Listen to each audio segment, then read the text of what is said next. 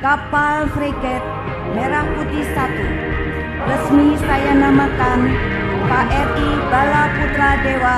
Di tengah peluncuran salah satu fregat paling ambisius yang pernah dibangun Indonesia, KRI Bala Putra Dewa, muncul suara sumbang, bukan dari dalam negeri, melainkan dari luar.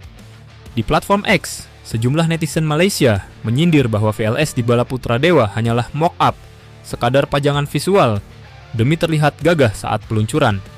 Komentar itu terdengar sederhana, namun di baliknya tersembunyi perbedaan cara berpikir, perbedaan filosofi, dan perbedaan standar dalam membangun kapal perang.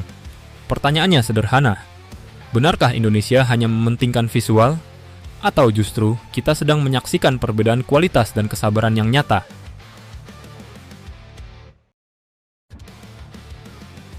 Narasi mock-up dan fakta teknis. Mari kita luruskan dari awal. Dalam dunia pembangunan kapal perang modern, terdapat dua pendekatan utama saat peluncuran. Pertama, launching berbasis seremoni. Kapal diluncurkan secepat mungkin demi simbol politik dan publisitas, meski sistem utama belum terpasang penuh. Kedua, launching berbasis kesiapan struktural dan sistem. Peluncuran boleh mundur asalkan saat kapal menyentuh air, fondasi senjata, sensor, dan sistem vital sudah siap terintegrasi. Indonesia memilih jalur kedua. Bala Putra Dewa bukan sekadar lambung kosong dengan pajangan. Desain dek, modul VLS, dan struktur internalnya sudah disiapkan untuk sistem senjata aktif, bukan sekadar dudukan kosmetik. Dalam standar militer, mock-up sejati tidak membutuhkan penguatan dek, jalur kabel, dan fondasi struktural permanen. Dan disinilah narasi palsu mulai runtuh secara teknis. Filosofi Indonesia, lambat di depan, kuat di belakang. Indonesia dikenal sabar, bahkan sering dikira lambat. Namun dalam proyek strategis, kesabaran itu bukan kelemahan, melainkan kendali mutu. Bala Putra Dewa rela peluncurannya mundur dari target awal, bukan karena gagal, melainkan karena Indonesia memilih satu prinsip. Saat kapal diperlihatkan ke publik, ia harus benar-benar siap secara struktur, bukan sekadar tampilan. Ini berbeda dengan logika launch dulu, sempurnakan belakangan. Indonesia paham, kapal perang bukan alat pamer, melainkan alat tempur jangka panjang yang akan berlayar puluhan tahun.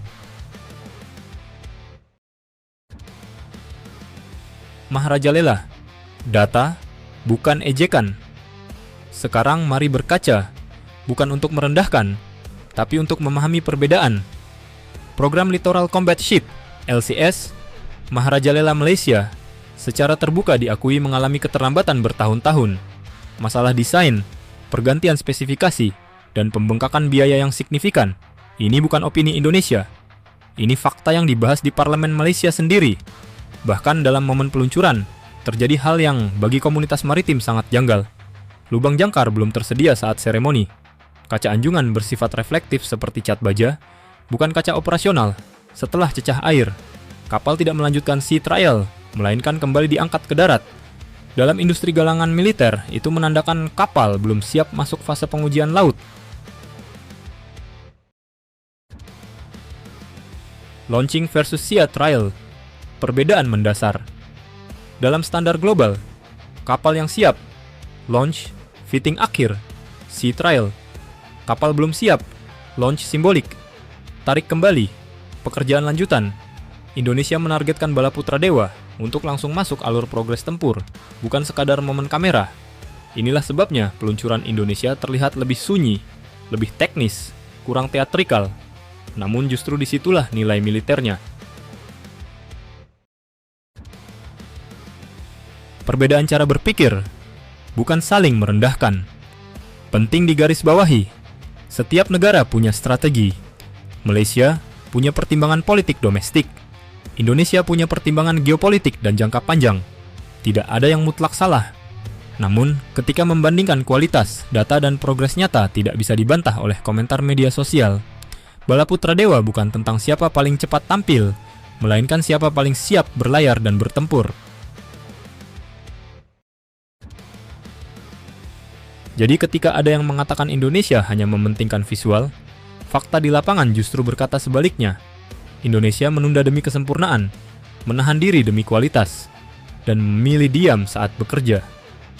Karena dalam pertahanan, yang menentukan bukan siapa paling ramai saat peluncuran, Tetapi siapa yang paling siap saat kapal benar-benar dibutuhkan? Inilah perbedaan cara berpikir. Inilah perbedaan kualitas, dan inilah wajah baru industri pertahanan Indonesia.